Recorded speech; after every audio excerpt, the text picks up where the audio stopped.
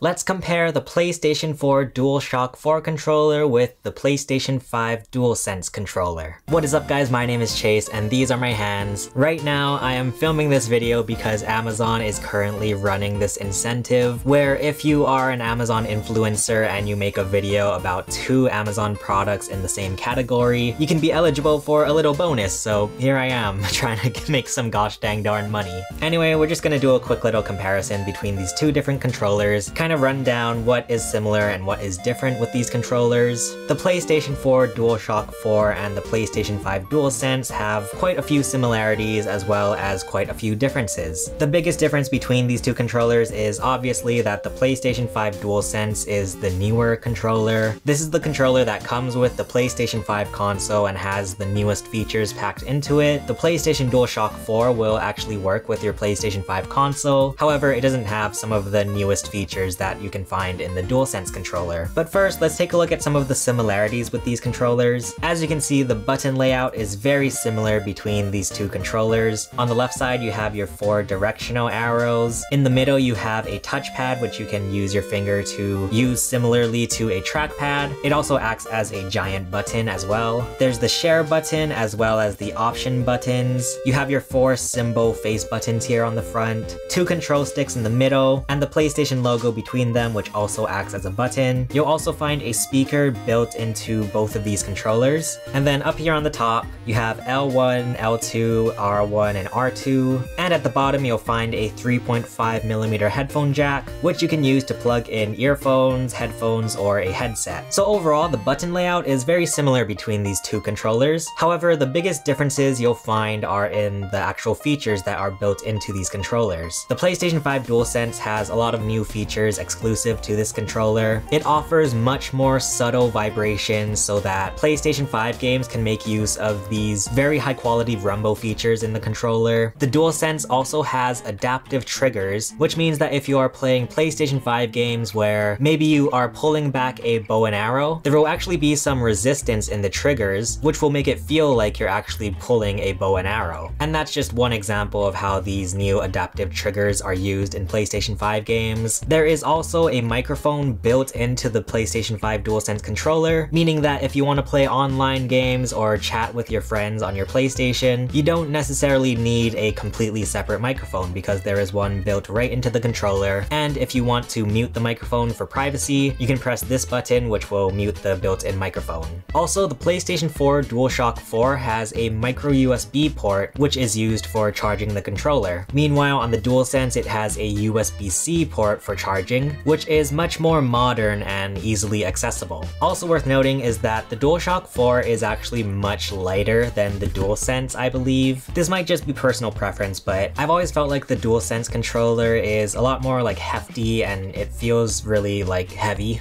Whereas the DualShock 4 just feels very light. It's like, it almost feels hollow inside, like it's so light. And as for my personal opinion, I'm actually a really big fan of the PlayStation 4 DualShock 4. I think everything feels very nice about it. I actually like the fact that it is very light. It doesn't like wear out my wrists as I'm trying to play my PlayStation games. Whereas the DualSense, it feels a lot more like hefty and it can kind of get a bit heavy feeling after playing for long sessions. But once again, the DualSense does have all of the newest features packed into it. So that's just my little comparison between the PlayStation 4 DualShock 4 controller and the PlayStation 5 DualSense controller. Once again, I hope you guys enjoy these little videos that I've been making for Amazon. But let me know in the comments if you guys prefer the PlayStation 4 DualShock 4 or the PlayStation 5 DualSense. If you want to watch another one of my gaming videos, feel free to check out the video below. For now, thank you so much for watching. My name is Chase and I will see you guys again soon.